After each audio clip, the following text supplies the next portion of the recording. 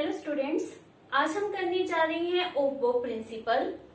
ओफबो principal में ओफबो का meaning किसी साइंटिस्ट का नाम नहीं है। यहाँ पर ओफबो का मीनिंग क्या होता है? Building up.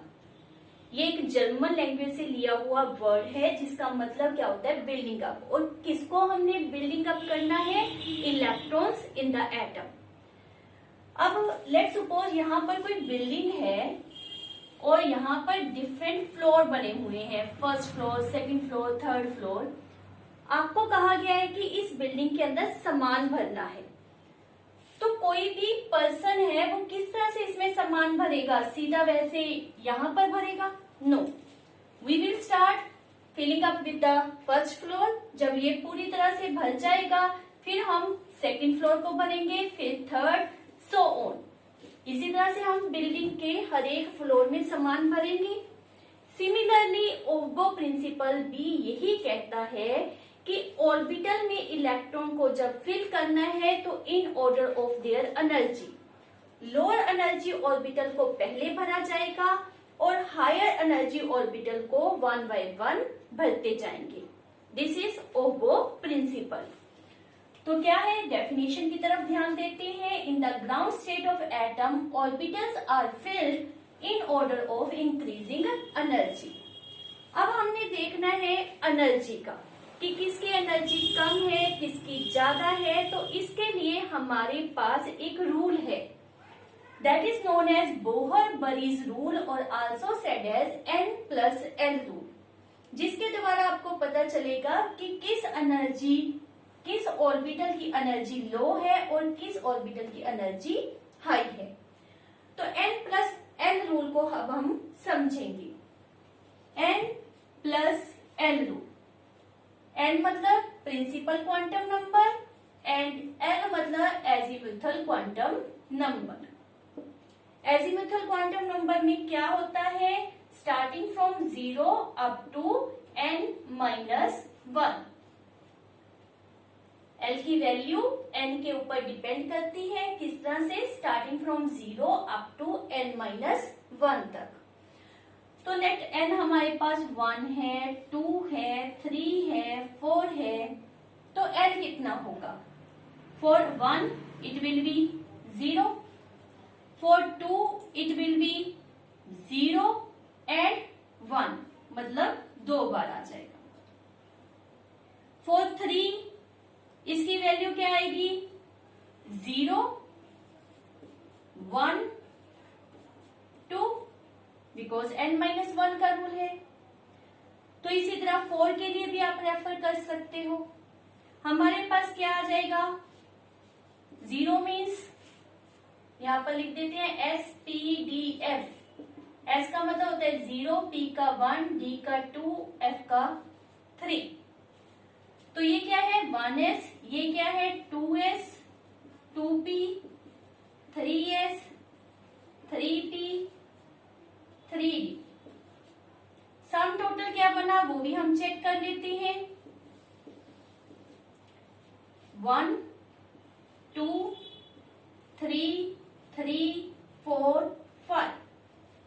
अब इनकी एनर्जीज को N+L के रूल के ऊपर किस तरह से आप जज करोगे वो समझते हैं। तो बोहर-बरी ने हमारे पास क्या मेंशन किया था कि जिसका सम टोटल N+L का सम टोटल हाई हो उसकी एनर्जी हाई लेनी है। तो 1s के कंपैरिजन 2s की एनर्जी क्या आ गई? हाई। 2s के कंपैरिजन 2p की एनर्जी क्या आ जाएगी? हाई। अब इस केस में 2p और 3s में हमारे पास क्या है? दोनों के लिए सेम नंबर है, दोनों के लिए 3 आया। तो हमारे पास N+L का दूसरा रूल अप्लाई करना है जिसमें हमारे पास मेंशन किया गया है कि जिसमें N की वैल्यू ज्यादा होगी उसकी एनर्जी ज्यादा सपोज करेगी। तो इन दोनों में से N की वैल्यू किसमें ज्यादा है? हमारे पास इन द 3s। तो यहाँ पर 3s की एनर्जी 2p से ज्यादा होगी। इसका नंबर 4 है, इसकी एनर्जी ज्यादा होगी। इसका नंबर 4s हमारे पास रेफर नहीं किया गया, यहाँ पर मैं रेफर कर देती हूँ। 4s मीन्स क्या है? 4 + 0 मीन्स 4।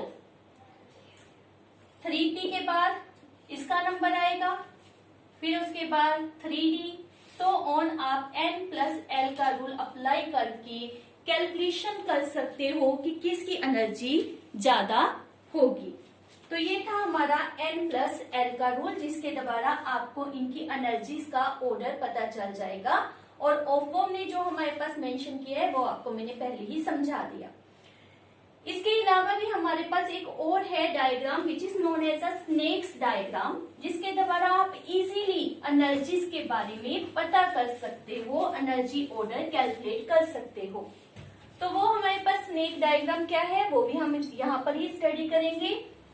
दिस इज 1s, उसके बाद है 2s, 2p। यहाँ पर 1p क्यों नहीं लिखा वो आपको पता ही चल रहा है कि l की वैल्यू कभी भी n के इक्वल नहीं आती, n से एक कम होती है। तो इसमें 2d नहीं होगा। ये भी आपके पास नीट में या +1 एग्जाम में क्वेश्चन पूछा जाता है कि why 1f 3f is not possible, तो आप इसी बेसिस के ऊपर आंसर दे सकते हो। Next is 3s, 3p, 3d, 4s, 4p, 4d, 4f, 5s, 5p, 5d, 5f। उसके बाद f के बाद क्या होते हैं g, h, i, इस तरह से होते हैं सब शेल। लेकिन हमारे पीरियोडिक टेबल में 118 एलिमेंट को भरने के लिए हमें सिर्फ यहाँ तक ही चाहिए, तो इससे आगे हम नहीं लिखेंगे। 6 के लिए 6p, 6d, इतना सफिशिएंट है, इससे आगे लिखने की हमें जरूरत नहीं है। Similarly 7s, 7p। अब हमने एनर्जी का पता करना है बाय द स्नेक डायग्राम, तो उसमें हमने क्या करना है, इन सभी में हमने लाइन ड्रा करनी है लाइक दिस। चाहे इसमें से क्रॉस करते हुए आप शो कर दें, इस तरह से भी मैं इसको प्लॉट कर सकती हूँ।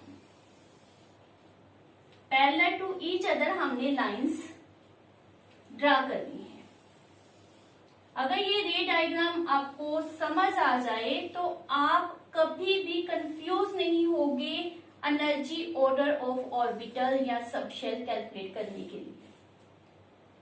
रीड कैसे करेंगे इसको, starting from tail goes to the head, again next starting from tail goes to the head, इस तरह से आपने मूव करना है। तो टेल से शुरू कर रही हूं, सबसे पहले लोअर एनर्जी, यहां से लोअर, नीचे जाते जाएंगे हायर होगी। तो सबसे लो एनर्जी किसकी है, 1s की। उसके बाद 2s, next is 2p, 3s, next is 3p, 4s, देख रहे हैं। Next is 3d, 4p, 5s, 4d, 5p, 6s, 4f, 5d, 6p, 7s, 5f, 6d, 7p। Tell से शुरू करें और हेड की तरफ जाएं, इस तरह से लेट